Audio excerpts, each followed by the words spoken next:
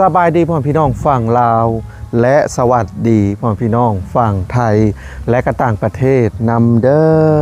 สำหรับคลิปนี้ก็มาพ่อกันคือเก่าอีกแล้วกับซอง YouTube บ่าวพรนะพี่น้องซึ่งสำหรับคลิปนี้บ่าวพรก็ได้เดินทางมาหาครอบครัวสองแม่ลูกหรือว่าน้องแนนนานั่นเองเนาะซึ่งบ่าวพรก็บ่ได้มาหาครอบครัวเพิ่นก็หลายวันพอสมควรนะพี่น้องพอดีว่าไปบุกอยู่ทางเคสของน้องลินดากัญญาเนาะก็เลยบ่ได้มีโอกาสแวะมาหาเพิ่นนะพี่น้องซึ่งแวะมาในครั้งนี้ก็ถือว่าเห็นการเปลี่ยนแปลงหลายสิ่งหลายอย่างอยู่เนาะพี่น้องโดยเฉพาะกับน้ำบาดาลเนาะซึ่งน้ำบาดาลก็ถือว่าเจาะเรียบร้อยนะพี่น้องที่แรกทั้งแม่คำตาหรือว่าแม่น้องแนนาเพิ่นก็กังวลเรื่องยันมันถล่มเจาะไปแล้วมันถล่มเนาะแล้วที่นี่แหละผู้เจาะก็บอกว่าใส่ท่อกันซุดลงไปจนห้อนบางหินเนาะก็คือบอนได้ห้อนบางหินแล้วเพิ่นจะบ่ใส่ท่อถ้าว่าบอนได้ฮอดทรายแล้วก็อาจจะใส่ท่อกันซุดจริงๆแล้วบ่พอนี่อยากให้ใส่สุดลงเลยนะพี่น้องเจาะ35เมตรก็อยากให้ใช้ท่อตัวนั้น35เมตรเลยเนาะเพราะว่าเฮาบ่ฮู้ได้ว่าชั้นใดเป็นฮอดหินชั้นใดบ่ฮอดหินนะพี่น้องเนาะเฮากะบ่ถูกเด้เนาะเพิ่นก็สิกะเอาแบบว่าคล้ายๆแบบว่าถ้าฮอดชั้นหินแล้วน้ำมันสิแดงๆแล้วว่าบ่อนอันนั้นมันจะมีขี้ฝุ่นแดงๆแล้วว่าหรือจังใดเนาะแต่จริงแล้วก็อยากให้ใส่ลงชุดโลดตามที่บ่พรคิดนะพี่น้องเพื่อป้องกันเด้เนาะบางทีมันมีชั้นหินน้อยนึงต่อไปเป็นชั้นดินทรายได้ซะเนาะมันก็ถล่มคือเก่าเนาะแต่อันนี้ก็บ่ฮู้ว่าเพิ่นใส่ชำใดนะพี่น้องแล้วก็การเปลี่ยนแปลงครั้งที่2นะพี่น้องก็เป็นก็คืออุปกรณ์ห้องน้ำอะไรนะพี่น้องเนาะก็คือว่าได้ยินข่าวว่าทางบ่ล่าว่าสิเฮ็ดห้องน้ำห้องเดียวหรือว่างบเพิ่นมีชำนั้นบ่เนาะเพราะว่าในใจบ่พรก็อยากเฮ็ดเป็นช่องห้องนะพี่น้องห้องท่ายห้อง1ห้องอาบห้อง1เนาะเพื่อมีการมีงานในอนาคตและสมมุติว่าแขกคนมาก็จังว่าเข้าช่องห้องได้นะพี่น้องน่าจะงบมีจำกัดนี่แหละเนาะพี่น้องเพราะว่าการที่เฮาเฮ็ดช่องห้องเนี่ยก็งบบ่ได้หนีกันหลายไปเลยพี่น้องจากที่บ่พรเฮ็ดนะเฮ็ดห้องเดียวกับเฮ็ดช่องห้องงบก็ลื่นกันบ่หลายๆเนาะเอาเนาะพี่น้องก็สิได้เข้าไปสอบถามเพิ่นก่อนเนาะซึ่งมาสำหรับคลิปนี้ก็ถือว่าเห็นเพิ่นอยู่กันพร้อมหน้าพร้อมตาเนาะสงสัยเพิ่นแล้วเกี่ยวข้าวเกี่ยวน้ำแล้วล่ะสบายดีสบายดีเป็นได้แล้วข้าวแล้วน้ำบ่แล้วแต่เฮิงเลยแล้วแต่โดนแล้วได้แล้วทิศนึงเลยได้แล้วสรุปแล้วได้ข้าวจักสอบไปซอยกับเจ้าได้แล้วมง10ปลายเท่าใดล่ะ17 18สอบนี่แหละกว่าเห็ดนาได้บางคนเห็ดนากันยังได้แค่20สอบนึงโดยเฉพาะกับทางป้าน้องดินดาดังไผสิ1ข้าวแรงได้เมนูยังกินแรงมื้อนี้บ่มีหยังเป็นได้น้ำบ่ได้เค็มหรอว่าธรรมดาทีแรกจะคิดว่าคือว่าเค็ม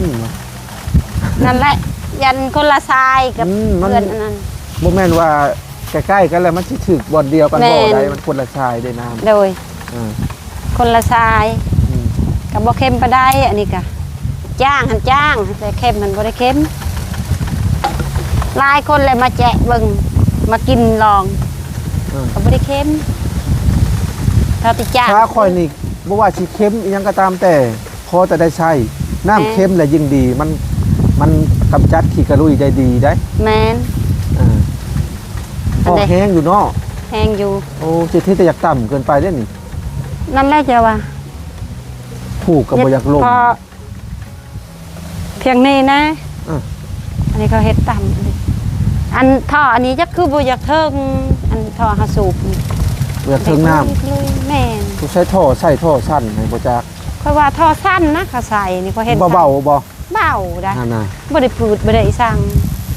ปกติจอ35เมตรท่อก็อยู่ระหว่าง30แม่นอันนี้จะท่อ10กว่าเมตรนี่บ่จักแม่นฮอดน้ำแล้วเพิ่นประหยัดบ่จักหรือจังได๋เบาบ่ว่องเบาไปจับเบิ่งแปลกอยู่เสียยันท่อสูบนี่ท่อสูบนี่บ่อยากเทิงสั้นลงบ่จับบ่ซั่นซะมันเฮ็ดลุยอยากต่ำเกินไป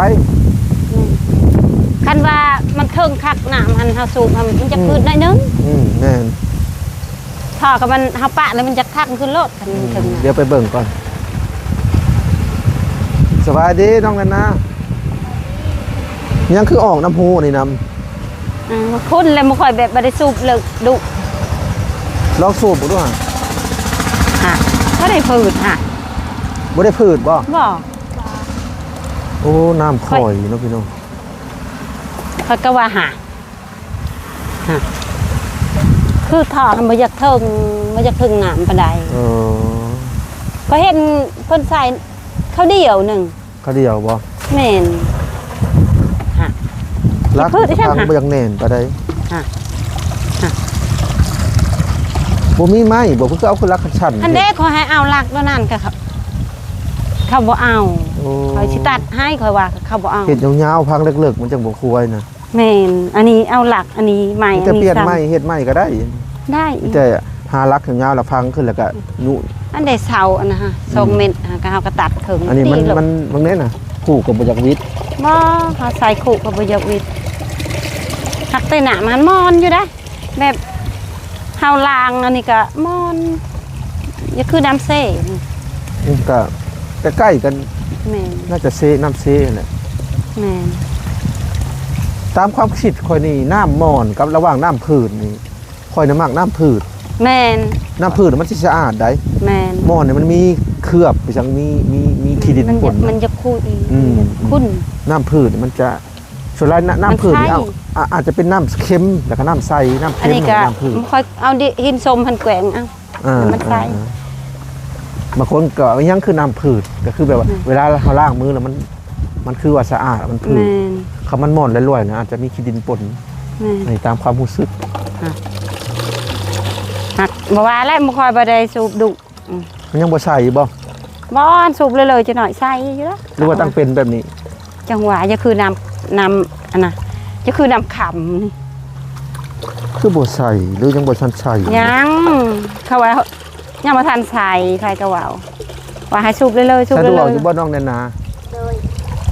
ระหว่างไปตักเอาอยู่น้องซะกับอิ่วเอาสิจักว่าน้องซะจักได้ไวกว่าเนาะ ๆบ่แล้วอันนี้แหละบ่ไหวก็อย่าเฮาบ่ได้หาบคะแนน ก็สบายอย่างหนึ่งเนาะ สบายอันนี้ค่ะ จะถ่อสั่นหมดบ่ พอสั้นนะค่อยว่านี่ค่ะ นั่งเดินไปเลย เพิ่นเฮ็ดตอนกลางคืนนำมื้อนั้นบ่ ตอนเช้าหักเฮ็ดคลุกล่นอะไร อืม ค่ะ ปกติมันจะแห้งกว่านี้เนาะ แห้ง มันจะจวก หันเด้น้ำค่ะหรือว่าเป็นน้ำพลอยมันบ่ เบิ่งดูปอนว่า อย่า ปก ว่า ติมันจะขึ้นได้เนาะ หันเด้น้ำก็เห็นอยู่ค่ะเฮาสูบไปนี่จุโหลอยู่ค่ะ น้ำมาได้ นี่ค่ะ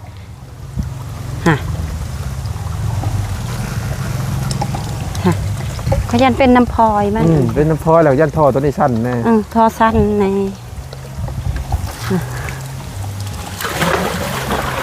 เพื่อใช้ได้เต็มทางเนาะ โอ้ เขาว่าใส่ได้นี่ครับ บ่โดนไปได้ ได้พี่น้อง ดอก ถ้าเพิ่นมีผ้าเนาะจวด โดน สบาย คันใส่ใดนี่โอ้ คักเนาะ หักได้ง่อยได้อันนี้ค่ะคันใดอันนั้นบ่ได้ก็ใส่ได้ง่อย ได้อันมีท่อลมท่อหนึ่งท่อน้ำท่อหนึ่งบ่ นี่ก็แห้งเติบหั่นแหละทำนี้แหละค่ะ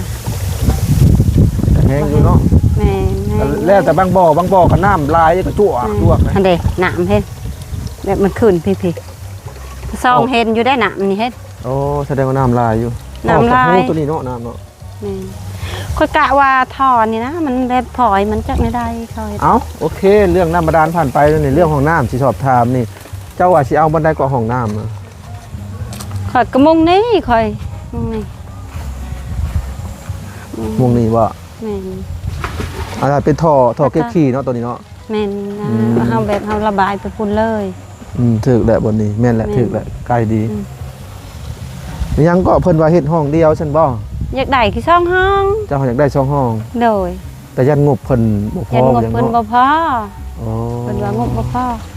บ่พอก็ว่าอยู่เนาะพี่น้อง แม่ ก็ น อยากให้เพิ่นได้สองห้องเนาะ ช่องห้องมันสำบาย ห้องอาบห้องหนึง แม่น แล้วก็ห้องถ่ายห้องหนึง แม่นได้ช่องห้อง ห้อง เลย ละเม็ด50 แม่น นะพี่น้องเม็ด50 ช่องห้องเนี่ยโอเค 2 โล คู ด ณ3 2คูณ3เมตร สมมุติว่าเวลาแขกคนมากก็เข้าห้องคนละห้องสบายบ่ให้ปนกับห้องคนเฮือน นี่ แม่นในนั้นเนาะ สะดวก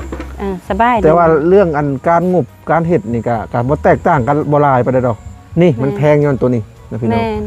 แพงย้อนพวกสร้างนำนี่ โดย แต่ว่า2ห้องกับห้องเดียวนํบ่ได้แตกต่างกันนำล้าน2ล้านนี่นะจากที่บ่พรเห็นเบิ่งนะพี่น้องเอ้ย แต่ช่องห้องก็ยังราคาก็อันเดียวนะคะสร้าง สมมุติว่าค่าสร้าง5ล้านเนาะ แม่ 5ล้าน5 6ล้านนี่เฮาเฮ็ด2ห้องห้องเดียวก็มีค่าเท่ากันลื่นน้ำล้านเดียวนั้นลื่นแค่ดินบล็อกกับซีเมนต์เล็กน้อยนะพี่น้องก็มื้อนี้ อันนั้นแหละจะว่าหันซองห้องเนี่ยโอเค ก็ ซองห้อง หรือว่างบเพิ่นชำนาญบ่เนาะพี่น้องก็ แต่ว่า ถ้าว่างบเพิ่นชำนาญก็ บ่มี ถ้าว่ามีผู้ใจดีเนาะหรือว่าอยากสมทบมาให้เพิ่นได้2ห้องก็ยินดีหลายๆนะพี่น้องก็อยากให้เพิ่นได้2ห้องหั่นแหละมันสะดวกเนาะ ซองห้องเลยสะดวกแม่นห้องอัพ มันก็บ่แตกต่างกันหลายปานใดนะ บ่เปื้อนสบายซองห้อง เพิ่นมาส่งมื้อเช้านี่บ่แม่นคำตา เช้านี้ก็นี่ซีท่อ เออ อัน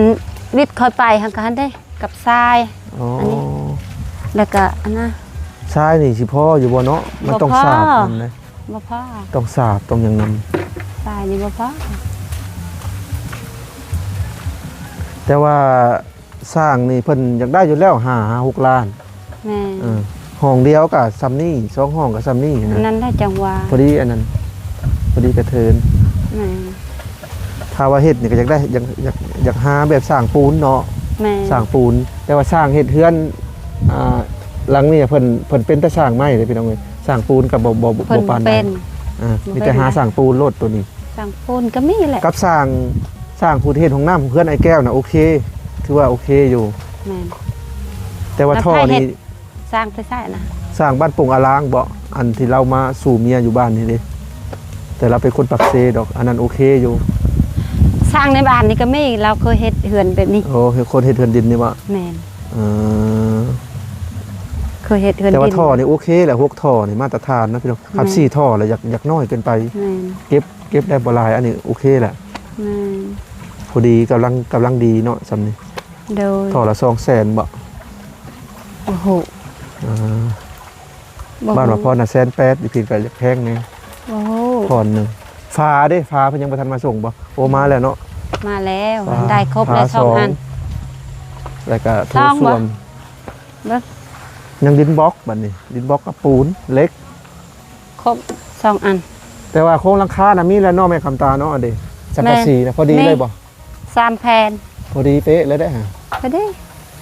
สองห้องก็ไปดิ สิ มัน ซื้อก็ซื้อไม้48ก็ประมาณ แม่ บ่เกิน10โต หยังมัน เอาไม้48ก็มีแล้ว อ้าว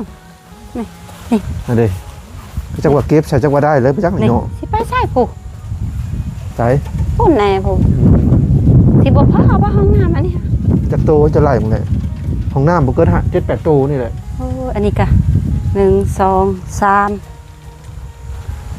4 5 ต่อเอาเนาะ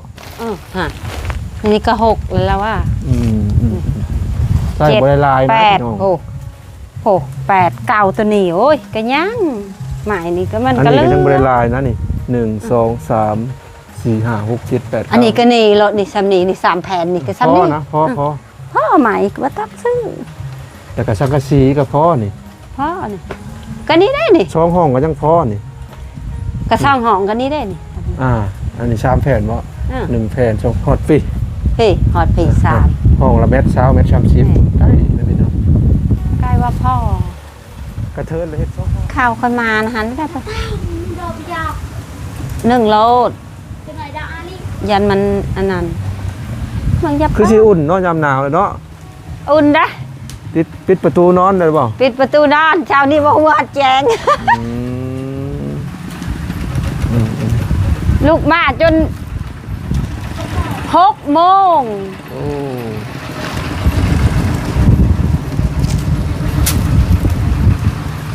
คันอุ่นได้แล้วอุ่นบ่ได้แล้วบ่อุ่น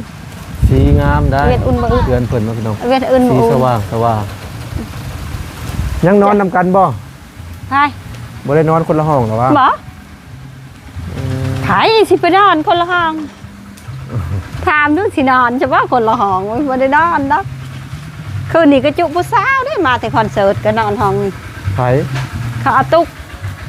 มานอนอยู่พี่ หมู่เพิ่นบ่ เออ เข้าบ้านได้ล่ะ อะตุกลานหมอแก้วฮะแล้วนี่มานอน โอ้ ในห้องมื้อหน้านั้นจุอันนี้จุทางหนามนี่ก็เขาก็นอนในนี่ค่ะเขาบ่ได้นอนในคอยให้นอนนอก ของเครื่องเขาได้อยู่ในนี่แขกไปให้นอนใน ก็ถือว่ามีบนนอนได้เนาะ ได้ แขกคนมาก็ถือว่า ได้ ห้องนี้ว่างแล้วก็ทางนอกก็นอนได้ 3-4 คนก็นอนได้อยู่ดอก ถ้ามีห้องน้ำน้ำสร้างไฟฟ้านี่ก็ถือว่าครบแหละ แม่น ถือว่าโอเคแล้วเลย เฮือนอันนี้จักพาได้คนเลยมาถ่ายรูปเอาเฮือนอันนี้ เพิ่นว่างามบ่ บ่จักน้ำเข้าคอยถามถ่ายยังถ่ายเอาอันแบบมันนี่แหละเขาว่า ม ถ้าบันแสลสาวนี่ก็มาถ่าย งามได้ล่ะเพราะว่าแถวนี้ยังบ่ได้เฮ็ดทรงโมเดิร์นนะ แม่น ส่วนหลายเพิ่นนี่มีแต่เฮ็ด แล้ว ทรง ก็มื้อนั้นพูนถ่ายอันบานอีสังอันบานเซใหญ่หั่นนาไส้หั่นก็มาน่ะก็ว่าเอ้ยก็ถ่ายแน่ถ่ายก็ว่ามีเจ้าจะให้อีสังว่าบ่ค่อยอยากได้อันนี้แบบมันนี่ว่าอยากได้โหมดมันนี่ เอ เอาว่า ได้ สร้าง หมด เออง ามเนาะ เขาถ่ายเขาอยู่แต่พุ่นและแต่ทางเขาก็ถ่ายแต่ถ่ายทางข้างถ่ายข้างบ ที่ น จริงแล้วก็ยังบ่ได้ตามแบบปานใดพี่น้องอันนี้นะ บ่บ่ได้ตาม ก็มันนี่นะปกติโซนนี่นะ แม่ โซนค่านี่นะมันจะเข้ามาประมาณจัก